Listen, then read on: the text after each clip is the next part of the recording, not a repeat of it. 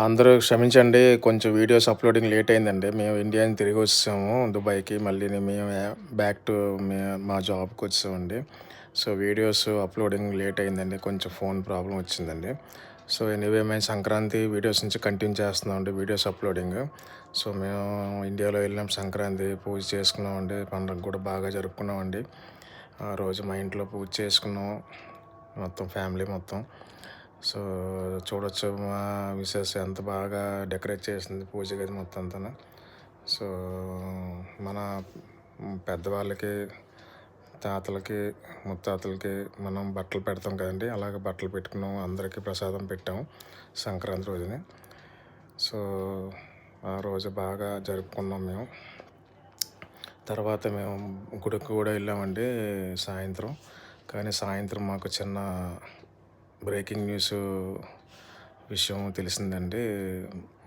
మా మా అన్నయ్య గారు, అత్తయ్య గారు అంటే మా వదిన గారు అమ్మగారు స్వర్గస్థులైనారండి ఆ రోజే సాయంత్రం సడన్గా. సో, మేము చాలా బాధపడ్డామండి. ఇంకా హుటాహుటిన మేము విజయవాడ బయలుదేరి వెళ్ళామండి. సో, ఆమె లాస్ట్ చివరిసారిగా చూడడానికి. సో, చాలా బాధ అనిపించిందండి. తనతో మా అత్తగారితో మాకు మా అన్నయ్యల అత్తగారితో నాకు చాలా అనుబంధం ఉందండి.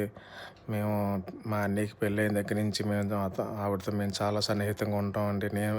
నేను మా అన్నయ్యకి పెళ్ళైనప్పుడు కొత్తలోనే నేను చెన్నై వెళ్ళినప్పుడు నేను చాలా సరదాగా మా అత్తయ్య గారు నాకు సపోర్ట్ చేసేవారు. మా అయ్యగారు నన్ను ఏడిపిస్తుండేవారు నన్ను. సో, మా అత్తగారు నన్ను బాగా సపోర్ట్ చేసేవారు. అవన్నీ నాకు జ్ఞాపకాలు వేసుకున్నానండి. సో, చాలా బాగా అనిపించిందండి ఆవిడ చనిపోవడం. బస్సులోనే నేను ట్రావెల్ చేసినప్పుడు విజయవాడ. సో, ఇదండి ఆ రోజు సంక్రాంతి మేము జరుపుకున్న పండగ విశేషాలు. సో, ఉదయం పండగ జరుపుకున్నాం, మధ్యాహ్నం భోంచేసాం, సాయంత్రం మాకు కబురు వచ్చిందండి ఇలాగ జరిగిందని. సో, హుటాహుటిన మేము విజయవాడ బయలుదేరి వెళ్ళామండి. నెక్స్ట్ వీడియో కూడా పెడతాం చూడండి సార్.